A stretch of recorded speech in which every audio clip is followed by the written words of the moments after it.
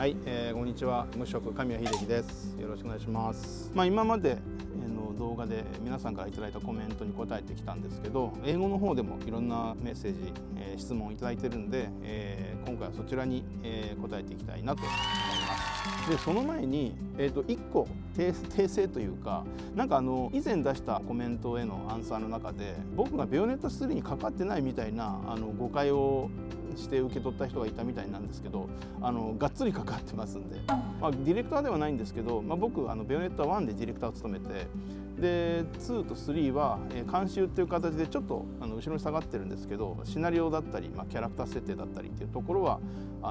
僕が全部手がけているので、それでちゃんと世界観、統一を図っていますということを、一応改めて言っておきます。別に、自慢したいわけじゃないんですけど、はい、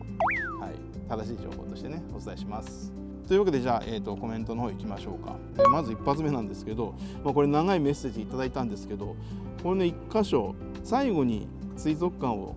訪れてからどのくらいになりますか。水族館で撮ったらいいんじゃないのって。僕水族館結構好きなんですよ。実はこの辺の関西近辺の水族館なんかは結構もう行っていて、この辺で一番有名って言ったら海遊館ですよね。海遊館はもうね何回も行ってますね。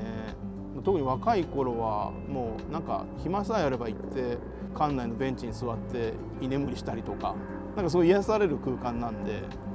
仕事の疲れをね癒すのによく行ったりしてましたね。あとの須磨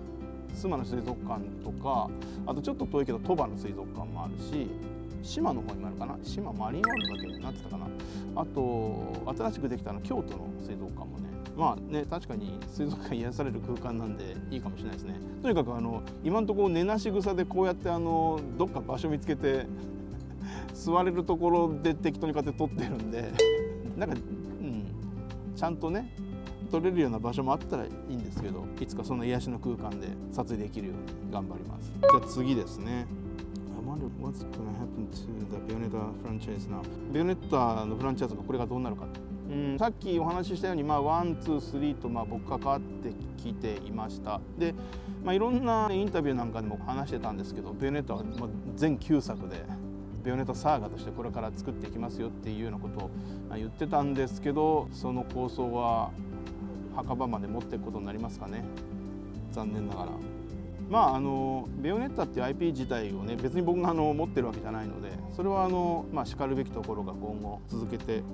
作っていくんじゃないかなと思います。じゃあ次ですね。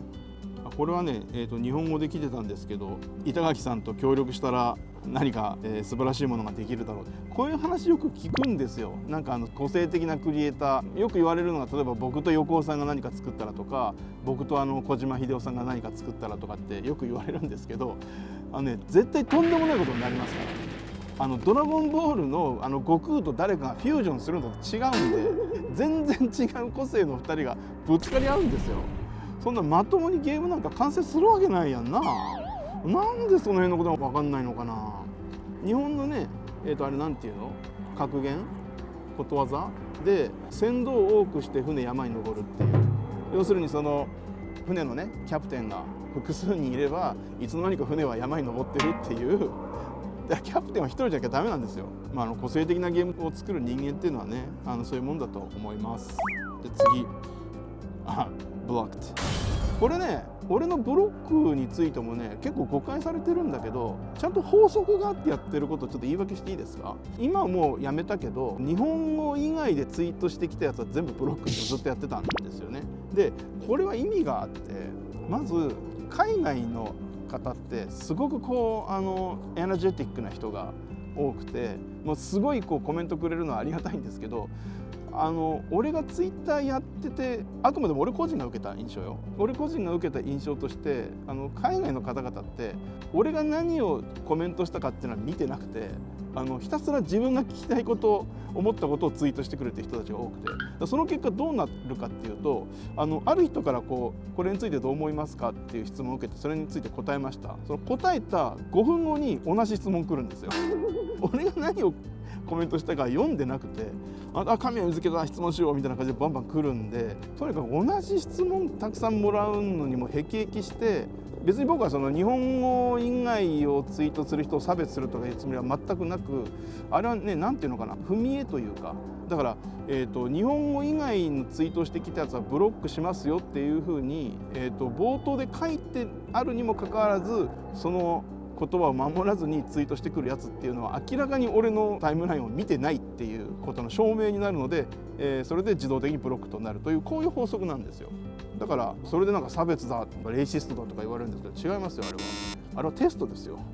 俺のコメントをちゃんと見てるかっていうテストです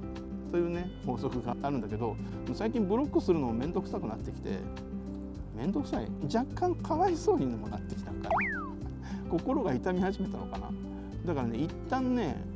そんなに頻繁にブロックするのは最近やめてる。でもまたスイッチ入るかもしれないから、僕の気分次第ですね。で次が、そうそう、温泉ってね、これどうなんだろう、海外にもあんの？そう、僕ね、温泉大好きなんですよ。ぜひ皆さん日本に来たら温泉旅行を楽しんでほしいんですけど、温泉って温泉浸かるだけが楽しいんじゃなくて、こう旅館に泊まってね、雰囲気のいい、それは高いところに泊まったら綺麗ですし、そうじゃなくてもこう小さくてもこうこじんまりとしていて雰囲気がある、古くてね、静かな温泉旅館っていうのもあって、でそこでね、温泉使って浴衣着て、で美味しい料理食べながらお酒飲んでって、なんかこの全てを楽しむのが温泉旅行なんですよね。ぜひ日本に来て皆さん体験してみてください。で、そうスペースアドベンチャーコブラ、これがね、なんか作られてるっていう噂あるんですよ。噂っていうか発表したのかな、知らないけど、そう、これつい最近このコブラの作者の寺澤武一さんが亡くなってしまって、本当に残念だなと思うんですけど、皆さんね、ぜひね、コブラっていうこれ日本の漫画なんですけど、ぜひ読んでいただきたいですね。あれ確か連載してたのは1980年代だと思うんですけど、もう本当に何でしょうね、今読んでも古びないというか、時代を超えた名作ですね。あの時代にああいう作品を書けたっていうことが驚異的だなと思うんですけど、とにかくそのストーリーも世界観も、で何よりキャラクターも魅力的で、このコブラっていうキャラクターが僕の心にずっと突き刺さっていたんで、これ有名な話なんですけど、僕が作ったデビルメイクライっていうゲームのダンテっていうキャラクターはまさに僕の心の中に刺さっていたそのコブラのイメージで作り上げたキャラクターですね。なんていうか、そのね、どんなシチュエーションに対峙してもこう余裕でヘラづ口を叩くっていう、ダンテのキャラクターの代名詞のように皆さん捉えてくださってますけど、オリジナルはコブラなんですよね。あのキャラクターが本当に魅力的で、ぜひ漫画を皆さんも読んでいただきたいなと思うんですけど、その作者が亡くなってしまったのは非常に残念だなと思います。次、これね、僕つまんないミーティング中によくやるんですけど、自分の頭の中に自分の部屋を作るんですよ。で自分の部屋を作って、自分のそのちゃぶ台があって、そこに座布団があってお茶があって、そこでくつろいでテレビ見てゲームやってっていうのを頭の中でやってるんですよ。こうやってね、ミーティング出てるこう難しい顔しながら、もう頭の中でずっと僕は自分の部屋で楽しんでるんですよ。